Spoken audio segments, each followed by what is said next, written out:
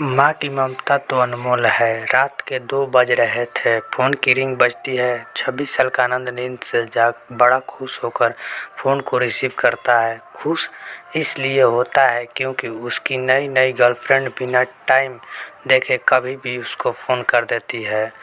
Phone की दूसरी तरफ से आवाज़ आती है, जन्मदिन मुबारक हो बेटा। आज मेरा बेटा पूरे 26 साल का हो गया है। मैं बहुत खुश हूँ। माँ की आवाज़ सुनते ही आनंद के चेहरे के एक्सप्रेशन बदल जाते हैं।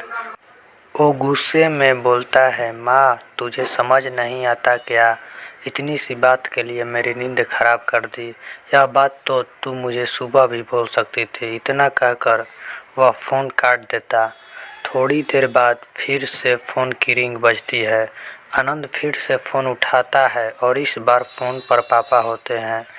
आनंद इस बार आराम से बात करता है। थैंक यू पापा, आपने मुझे बर्थडे विश करने के लिए फ़ोन किया, वो भी इतनी रात को। पापा कहते हैं, नहीं बेटा, मैंने तुम्हें मुबारकबाद देने के लिए नहीं बल्कि ये बताने के लिए फ़ोन किया है कि तुम्हारी माँ बिल्कुल पागल है। वो इतनी पागल है कि पिछले 1 महीने से मुझे हर दिन तेरा बर्थडे याद दिलाते आ रही है। वो इतनी पागल है कि तू हमसे सैकड़ों किलोमीटर दूर है, फिर भी उसने यहाँ पर खुद अपने हाथों से तेरे लिए केक बनाया है। ऊपर में ये जिद कर बैठी है कि जब तक तुझे विश नहीं कर देती तब तक न खुद खाना खाएगी न मुझे खाने देगी।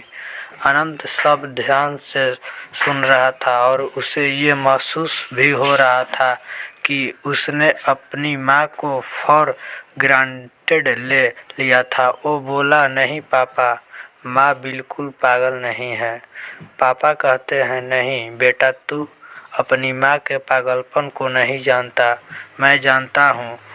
वह तो 26 साल पहले ही पागल हो गई थी जब डॉक्टर ने उससे कहा था या तो हम बच्चे को बचा सकते हैं या आपको।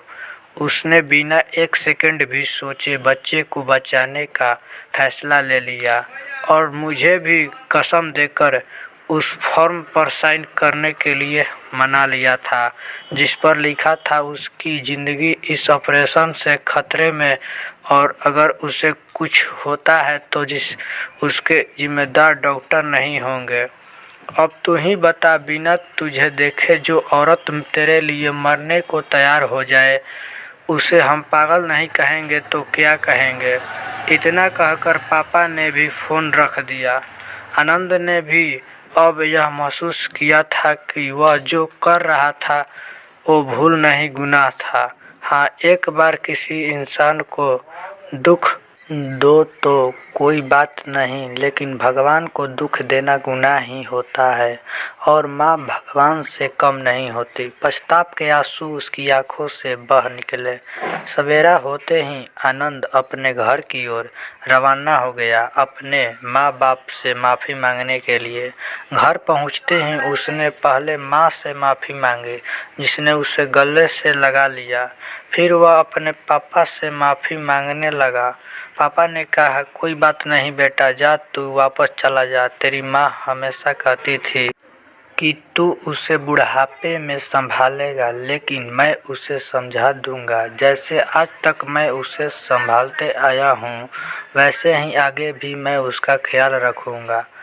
उसे भी यह समझ लेना चाहिए, जो बेटा उसके एक फ़ोन करने से परेशान हो जाए वह उसे उम्र भर क्या संभालेगा।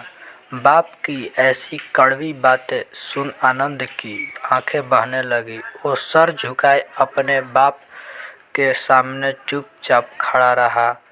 अपने बेटे को परेशान देख माँ आगे आती है और पापा को कहती है, जाने दीजिए, माफ़ कर दीजिए, हमारा ही बेटा है। माँ की ममता का मोल ना कोई लगा पाया था ना कोई लगा पाएगा। 9 महीने प्रसव की पीड़ा सहन करके हमें नई ज़िंदगी, नई दुनिया में लाने वाली माँ ही हमारी हर गलती को माफ़ कर सकती है।